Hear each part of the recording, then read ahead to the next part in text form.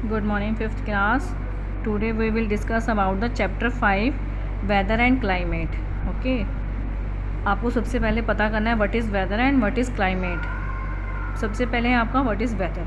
Weather means the condition of air, temperature, pressure, wind, humidity and rainfall in the atmosphere at a given place and time. यानी जो आपका weather है वो क्या होता है, उसका मतलब होता है कंडीशन किसकी, एयर की, उसके अंदर कितना प्रेशर है, विंड है, ह्यूमिडिटी है और रेनफॉल है उसका. वेदर क्या होता है, वेदर कभी भी बदल सकता है. जैसे कि समर है आपका, विंटर है, मॉनसून है, दैट इज़ कॉल्ड वेदर, यानी शॉर्ट टाइम के लिए. ओके. अब आता है आपका climate. Climate on the other hand refers to the average weather conditions of a place over a long period of time. For example, the Sahara Desert has a hot and dry climate. The climate in the Himalaya ranges is cold. It means कि जो weather है आपका वो change छोटे समय के लिए यानी स्मॉल टाइमिंग के लिए होता है, चेंज हो सकता है. जो आपका क्लाइमेट है वो कैसा है कि मान लो आप डेजर्ट हैं, डेजर्ट को आपको सभी को पता है डेजर्ट का कैसा होता है वेदर, हॉट होता है. इज इट क्लियर ना. और कैसा होता है, ड्राई. ड्राई माने सूखा सूखा सा, है ना. हॉट होता है. और हिमालय वहाँ पे हमेशा क्लाइमेट कैसा रहता है, कोल्ड रहता है. और हमारा कैसा है, मॉडरेट है, ना ज़्यादा गर्म है ना ठंडा है. अब आता है the variety of life that extends on the earth is because of the climate different that are present in different region. जो हमारी लाइफ है वो वहीं के क्लाइमेट के अकॉर्डिंग ही चलती है. यानी जैसा क्लाइमेट होगा उसके अकॉर्डिंग ही हमारा रहन सहन, खाना पीना, पहनना, सब कुछ, ड्रेसिंग स्टाइल वगैरह आपका सब उसके अकॉर्डिंग ही चेंज होता है ना. तो that is depends on your climate conditions. People adapt themselves according to the climate of a place. किसके अकॉर्डिंग करते हैं अपने आप को, जैसा क्लाइमेट होगा उसके according. The clothes they wear, the food they eat and the types of houses they live in are affected by the climate. किससे होते हैं, क्लाइमेट से अफेक्टेड होते हैं. अब आगे आपका आता है डिस्टेंस फ्रॉम द इक्वेटर.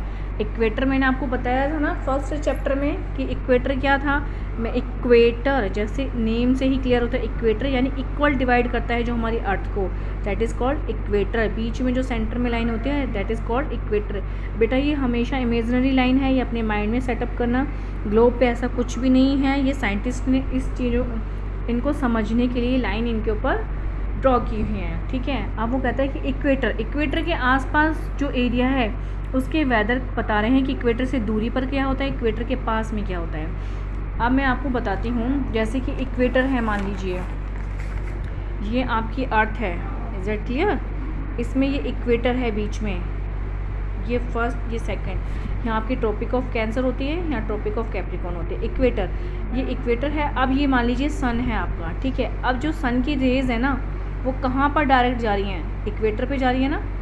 तो इट्स मीन ये आपको ये बताएगा आगे चैप्टर में कि जो इक्वेटर के सामने जहाँ रेजेस डायरेक्ट जा रही हैं यहाँ पर एरिया कैसा होगा, हॉट होगा. आप कभी धूप में खड़े होकर देखो, जब आपके सिर के ऊपर धूप होती है आपकी परछाई थोड़ी सी होती है आपके आसपास, समझ रहे हो. इसका मतलब क्या है, बहुत ज़्यादा हॉट है, बहुत गर्मी है जो आपके सिर पे धूप पड़ रही है. ऐसे ही सन की रेज जब डायरेक्टली इक्वेटर के सामने होती है, जब सन ऐसा होता है, पृथ्वी भी आपको पता है रोटेट करती है और रेवोल्यूशन भी करती है, दोनों चीज़ साथ साथ होती हैं. तो सन की रेज जिस एरिया पे ज़्यादा जाती हैं वहाँ पर कैसा रहेगा, हॉट रहेगा, और उसके आसपास का भी. अब नेक्स्ट चैप्टर में पढ़ते हैं. The earth gets heated by the rays of the sun falling on it. Thus, the places near the equator will be hot as the rays fall vertically on it. देखो जैसा मैंने अभी बताया था, यानी जिस प्लेस पे अर्थ की रेज डायरेक्टली पड़ती हैं वो एक प्लेस कैसा होगा, हॉट होगा. Is it clear. हम आगे बताते हैं. Over a small area compared to the places far away as the rays become slanting and cover a large area. बहुत ज़्यादा एरिया कवर करती हैं. We divided the earth into 3 heat zones. हमने earth को 3 हीट जोन्स में divide किया हुआ है. अब उसमें से फर्स्ट है आपका torrid zone, the area that lies in the equator region between the tropic of Cancer. अब ये देखिए, आपको मैं बहुत अच्छी पिक्चर्स दिखाती हूँ, आपकी बुक में है, पेज नंबर है आपका 27. ये देखिए, उसने आपको बताया है the areas that lies in the equator region between the tropic of cancer. कहाँ है आपकी tropic of cancer, this is your tropic of cancer. और ट्रॉपिक ऑफ कैप्रिकॉर्न, इन दोनों के बीच का जो एरिया है, और इक्वेटर यानी ये वाला प्लेस एंड ये वाला प्लेस, इसको बोलते हैं हम टोरिड जोन. टोरिड जोन का मतलब क्या होता है, जैसे कि उसने बोला area lies in the equator between the tropic of Cancer the intense rays of the sun, जो सन की रेज होती है ना ये डायरेक्टली यहाँ पर पड़ती हैं, इसको बोला जाता है torrid zone. Is it clear? यानी ये रीजन कैसा होगा? हॉटेड होगा, हीटेड होगा, इसमें बहुत ज़्यादा गर्मी, जैसे आपका मलेशिया, ठीक है, Brazil, that is in torrid zone, these are in torrid zone, ये आपका टॉरिड जोन है। ट्रॉपिक ऑफ कैंसर ये इक्वेटर है, ट्रॉपिक ऑफ कैप्रिकॉर्न यानी इन दोनों के बीच वाला एरिया। अब आता है आपका नेक्स्ट सेकंड है temperate zone, the area that lies between the tropic of cancer and the arctic circle in the north. देखिए मैंने आपको डायरेक्शंस बताई थी ना स्टार्टिंग में, ईस्ट वेस्ट नॉर्थ साउथ। उसने बोला ट्रॉपिक ऑफ कैंसर ऊपर है नॉर्थ में और आर्टिक सर्कल, इन दोनों के बीच के एरिया को क्या बोलते हैं? Temperate zone. Is that clear? ऐसे ही आपका जो एंटार्क्टिक सर्कल है नीचे कहाँ पे? साउथ में, और ट्रॉपिक ऑफ कैप्रिकॉर्न है, इनके बीच का एरिया, समझ रहे हो आप? इसको भी क्या बोलेंगे आप? टेम्परेट जोन बोलेंगे। मिडल क्लाइमेट होता है इसमें, ना तो बहुत ज़्यादा गर्मी होती है ना बहुत ज़्यादा ठंड होती है। जैसे देखिए अभी मैंने आपको एक फेस पे अभी बताया था ड्रॉ करके, ये देखिए क्यों होता है ऐसा, यहाँ पे सन रेज क्या हो जाती हैं? थोड़ी तिरछी हो जाती हैं। जब वो तिरछी हो जाती है तो वहाँ पे इसका मतलब क्या है कि कम हीट डाल रही हैं। Is it clear? और जहाँ पर डायरेक्टली जा रही है इसका मतलब क्या है? यहाँ पर ज़्यादा हीट है। अब देखिए मैंने आपको दो रीज़न बताए हैं, neither hot nor very cold. एक मैंने आपको बताया टॉरिड जोन। टॉरिड जोन कौन सा है? जहाँ पे डायरेक्टली सनरेज जाती हैं, ट्रॉपिक ऑफ कैंसर, इक्वेटर और ट्रॉपिक ऑफ कैप्रिकॉर्न के बीच का। एक मैंने आपको बताया है टेम्परेट जोन। टेम्परेट यानी टेम्परेचर नॉर्मल होता है, वहाँ पे ना ज़्यादा गर्मी होती है, यानी neither very hot nor very cold. Is it clear? यानी Arctic circle, tropic of Cancer, इन दोनों के बीच का नॉर्थ में, और साउथ में tropic of Capricorn and Arctic circle, इनके बीच का। अब आता है आपका last one is frigid zone. जैसा कि नाम से ही क्लियर होता है फ्रिजिड जोन यानी फ्रिज। आपने देखा आपके फ्रिज में आप आइस वगैरह रखते हो बिल्कुल जम जाती है, तो वो वाली सर्दी होती है यहाँ पर frigid zone. The area between the arctic circle and the north pole, ठीक है, in the northern hemisphere and the between antarctic circle and the south pole in the southern hemisphere receives very little heat from the sun. They are very cold and large parts covered with snow throughout the year. They are called the frigid zone. वो कहते हैं cover से ढके रहते हैं पूरे दिन सर्दियों में। उसने कौन कौन सा बताया आपको? Arctic circle, the northern pole in the northern area. देखिए ये आर्टिक सर्कल है और ये आपका पोल है, इनके ये जो जितना भी आप ये ऊपर एरिया देख रहे हो ना पूरा बेटा, ये सारा आपका फ्रिजिड जोन आता है। ऐसे ही आपका नीचे सेम यही वाली कंडीशन है, साउथ में ये सारा एरिया क्या है आपका? फ्रिजिड जोन है। आपने कभी सुना होगा ना फौजियों को लेके आते हैं वहाँ पे इतनी ठंड होती है लद्दाख वगैरह में, और मैंने मतलब पता चलता है कि अगर हेलीकॉप्टर से भी उनके पास कुछ गर्म कॉफ़ी या लेके जाते हैं, वहाँ तक जाते हुए वो इतनी ठंडी हो जाती है कि उनको बेचारों को गर्म करना पड़ता है। बहुत ठंड होती है, बहुत ज़बरदस्त ठंड होती है। अब आता है altitude height about sea level, यानी सी लेवल से हाइट के अकॉर्डिंग वहाँ का टेम्परेचर कैसा होता है। Place which are located at the same distance from the equator may experience different type of climate. This happens because of the latitude. Places which are at higher altitude will be cooler and the temperature will be lower.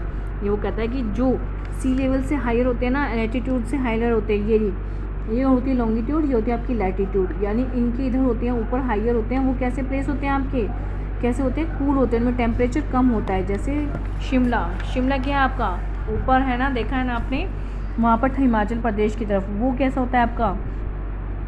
कैसा होता है आपका? Cold होता है। अब distance from the sea level के distance के according भी आपका क्या निर्भर करता है? उस पर आपकी क्लाइमेट के ऊपर निर्भर करता है। The region which are near the larger water bodies like ocean and sea experience moderate climate होता है वहाँ पर, ठीक है। अभी आपने पीछे पढ़ा था ना, यहाँ पर मॉडरेट क्लाइमेट कौन सा होता है? मिडिल क्लाइमेट, यानी कि ना ज़्यादा ठंड मिलेगी आपको ना ज़्यादा गर्मी मिलेगी, that is called moderate climate, ठीक है। यानी गर्मियों में गर्मी होती है और सर्दियों में सर्दी होती है बहुत ज़्यादा। तो वो कह रहा है कि सी लेवल के आसपास का जो एरिया होता है उसको मॉडरेट क्लाइमेट होता है। This is because water heats up and cools down very slowly then land, यानी वो बहुत जल्दी हीट करता है वाटर जो है, और बहुत जल्दी कूल हो जाता है। ऊपर जाके तो हीट करता है वो, नीचे होके कूल हो जाता है। जबकि जो हमारे जहाँ पर लैंड एरिया जाता है वहाँ पर ऐसा नहीं होता। उस एरिया में कौन कौन आता है आपका, दिल्ली एंड मुंबई आता है। Delhi is far away from the sea coast, Delhi बहुत दूर है किससे, आपके समुद्र से। मुंबई जो है वो पास में है सी कोस्ट के, तो इसलिए क्या है यहाँ पर, इसलिए क्या है, बहुत ज़्यादा ह्यूमिडिटी है। ठीक है, Delhi is very hot in summer and very cold in winter. On the other hand Mumbai is neither hot in summer nor cold in winter. आपकी दिल्ली जो है सी से बहुत दूर है, तो इसलिए वहाँ पर क्या था, मैंने अभी बताया ना, वो गर्मियों में गर्मी, सर्दियों में बहुत ज़्यादा सर्दी होती है।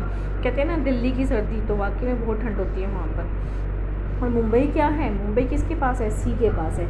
तो वो कैसे होता है मुंबई, ना तो ज़्यादा गर्मी होती है ना ठंड होती है। वहाँ पे कभी तो 1 सेकंड के अंदर इतनी तेज़ बारिश हो रही होती है, फिर एकदम से नॉर्मल हो जाता है। कभी बहुत तेज़ बारिश हो रही है, फिर नॉर्मल हो जाएगा, ऐसा होता है। और दिल्ली में ऐसा नहीं है, क्योंकि वो वहाँ से बहुत दूर है, किससे, सी लेवल से। ठीक है, directions of the wind, wind की जो डायरेक्शन है वो भी बेटा बहुत निर्भर करती है। Winds also have an effect of the climate of a place. For example when winds from hot reason blow they increase the temperature of the place. वो कह रहा है कि अगर आपकी जो हवाएं हैं, विंड्स होती हैं, जो उनका जो है रीजन पे बहुत फ़र्क पड़ता है। अगर वो हॉट एरिया से आ रही हैं, इधर होती हैं, तो बहुत ज़्यादा क्या होती है, गर्मी होगी। और अगर कोल्ड प्लेसेस से ब्लो करती हैं तो they make the place cold बना दे रही हैं। During summer hot and dry winds from Rajasthan raise the temperature in Delhi. During summer के दौरान जो हॉट और ड्राई यानी गर्मियों में जो आपकी बहुत गर्म हवा चलती है ना, जिसे आप लू कहते हैं, वो कहाँ से आती है, राजस्थान से। ठीक है, और during monsoon winds full of moisture begin to blow towards land from the sea. कहाँ से आती है, सी से।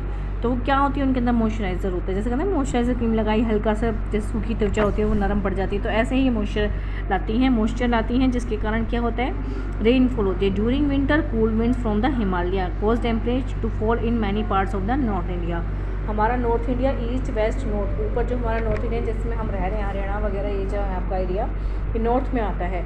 तो यहाँ पर विंड जो चलती हैं, जब वो कहाँ से चलती है, हिमालय से, जिसके कारण क्या होता है, हमारे यहाँ पे बहुत ज़्यादा ठंड होती है। अब आती है humidity. The amount of moisture of water vapour present in the air is called humidity.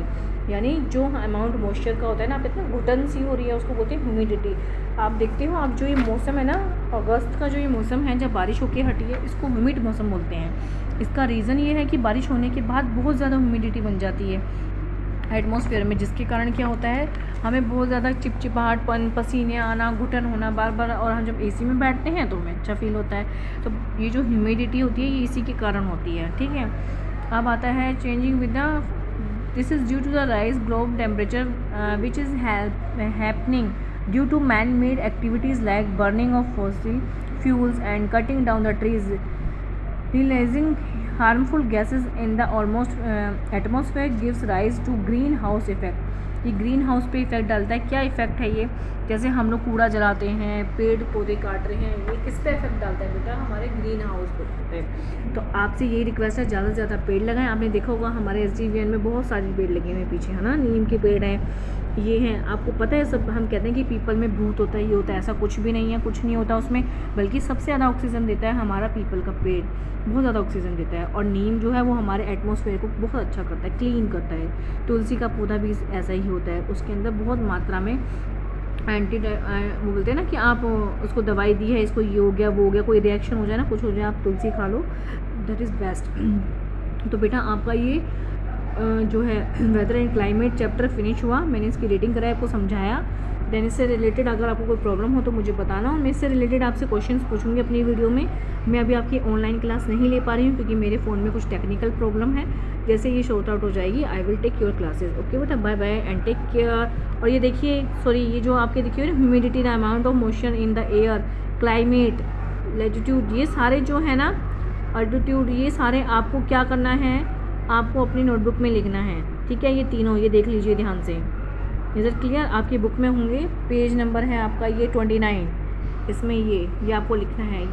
Okay okay, then bye.